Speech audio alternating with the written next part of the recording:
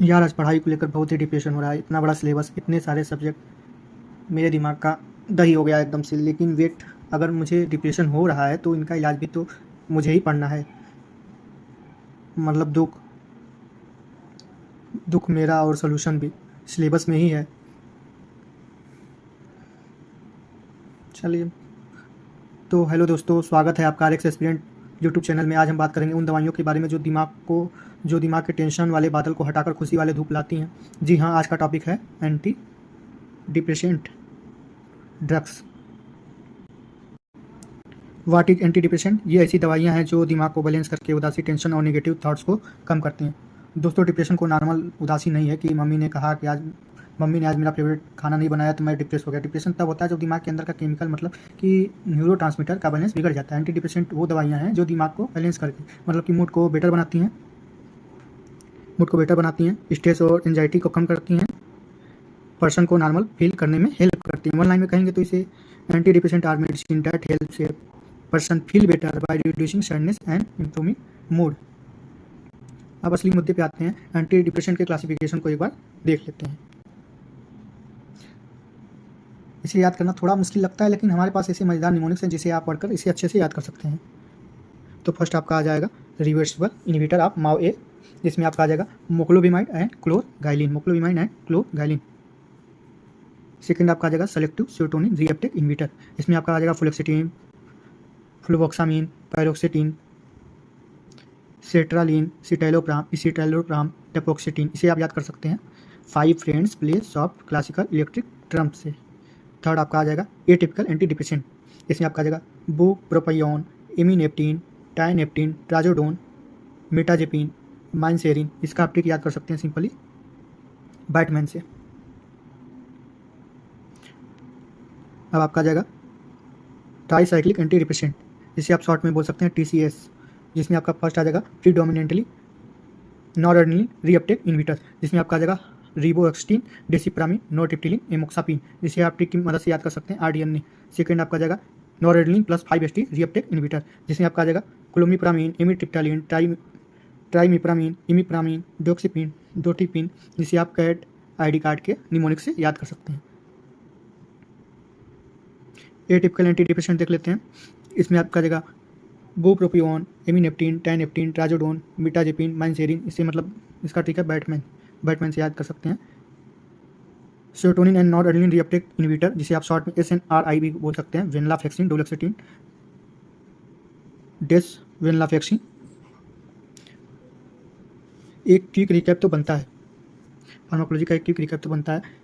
तो mechanism of action, दोस्तों आप समझते हैं कि दवाइयाँ दिमाग में जाकर क्या करती हैं। हमारे दिमाग में मूड को कंट्रोल करने के लिए सेरोटोनिन, 5-HT नॉरएड्रेनालिन और डोपामिन जैसे न्यूरोट्रांसमीटर होते हैं। डिप्रेशन में इनका लेवल कम हो जाता है। सेलेक्टिव सेरोटोनिन रीअपटेक इनहिबिटर क्या होता है? ये इनहिबिट करते हैं 5-HT को और इंक्रीज करते हैं 5-HT इन सिनेप्स। इनका काम है सेरोटोनिन के रीअपटेक को रोकना। जब रीअपटेक रुक जाता है तो साइनेप्स, मतलब कि न्यूरॉन्स के बीच की जगह में सेरोटोनिन का लेवल बढ़ जाता है और मूड को ये बेहतर बनाने लगते हैं। TCA inhibit noradrenaline and 5-HT transport, so increase 5-HT in synapse. ये सेरोटोनिन और नॉरएड्रेनालिन दोनों को ट्रांसपोर्ट को रोक देते हैं, इससे साइनेप्स में इन दोनों का लेवल बढ़ता है। MAO inhibitor inhibit MAO A and MAO B enzyme, increase neuronal noradrenaline and 5-HT and dopamine. ये हमारे दिमाग में माओ ए और माओ बी एंजाइम होते हैं जो इन न्यूरोट्रांसमीटर को खत्म कर देते हैं। माओ इनहिबिटर इन एंजाइम को ब्लॉक कर देते हैं, जिससे नॉरएड्रेनालिन एंड 5-HT और डोपामिन का लेवल बढ़ जाता है। एडवर्स इफेक्ट देख लेते हैं। दवाइयाँ तो हैं लेकिन थोड़ा साइड इफेक्ट भी होते हैं हर दवाइयों के। इसे याद रखने के लिए हमारा मैजिकल वर्ड है कैल्शियम। कैल्शियम की सहायता से आप याद कर सकते हैं। कैल्शियम क्या आपका जगह चीज रिएक्शन, जिसे हेडेज होता है, एंटीकोलिनर्जिक इफेक्ट, ड्राई माउथ, मुंह सूखने लगता है, एनर्जिक इफेक्ट होता है, ऑर्थोस्टेटिक हाइपोटेंशन होता है, अरिथमिया जिसमें आप एमिट्रिप्टिलिन दे सकते हैं, सेरोटोनिन सिंड्रोम सीडेशन होता है, जिससे डिक्रीज होता है सीजर थ्रेशोल्ड, जिसमें क्लोमिप्रामिन, ब्रुपियोन, एक्स्ट्रा पिरामिडल साइड इफेक्ट में एमोक्सापिन, weight gain.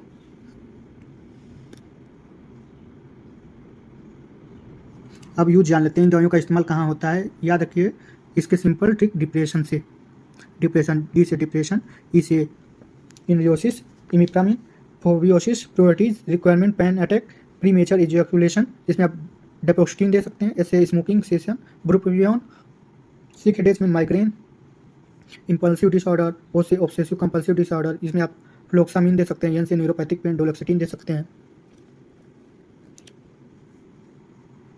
Selective serotonin are the first drug of choice. Anti depression drug का selective serotonin reuptake inhibitor first drug of choice है। इसमें क्या होता है, बुलिमिया होता है, पैनिक डिसऑर्डर होता है, प्रीमेंस्ट्रुअल डिस्फोरिक डिसऑर्डर होता है, डिप्रेशन होता है, ऑब्सेसिव कंपल्सिव डिसऑर्डर होता है, जिसमें आप फ्लोक्सिटिन एंड सेट्रालिन दे सकते हैं, पोस्ट ट्रॉमेटिक स्ट्रेस डिसऑर्डर होता है। एक डेंजर जोन है, ये देख सकते हैं आप, SSRI with Mao inhibitor, selective serotonin reuptake inhibitor plus Mao inhibitor. इनको कभी साथ में मत देना, इससे सेरोटोनिन सिंड्रोम हो सकता है, जो कि बहुत ही डेंजरस है। प्रेगनेंसी के लिए वार्निंग है, पैरोक्सीटोन प्रेगनेंसी में नहीं लिया सकता है, क्योंकि ये एक टेरोजेनिक ड्रग है जो बच्चे के लिए बहुत ही नुकसानदेह होता है। फूड अलर्ट माओ इनहिबिटर जो कि चीज रिएक्शन काज करता है, तो दोस्तों उम्मीद है आपको ये पढ़ाई वाला डिप्रेशन थोड़ा सा कम हुआ होगा और क्लासिफिकेशन दिमाग में फिट हो गई होगी। मिलते हैं अगली वीडियो में एक नए टॉपिक के साथ। अगर वीडियो अच्छी लगी हो तो RX एस्पिरेंट चैनल को सब्सक्राइब कर दें, कमेंट में अपना फीडबैक ज़रूर दें, लाइक और शेयर करें, सब्सक्राइब का बटन तो दबा ही दीजिए। तब तक के लिए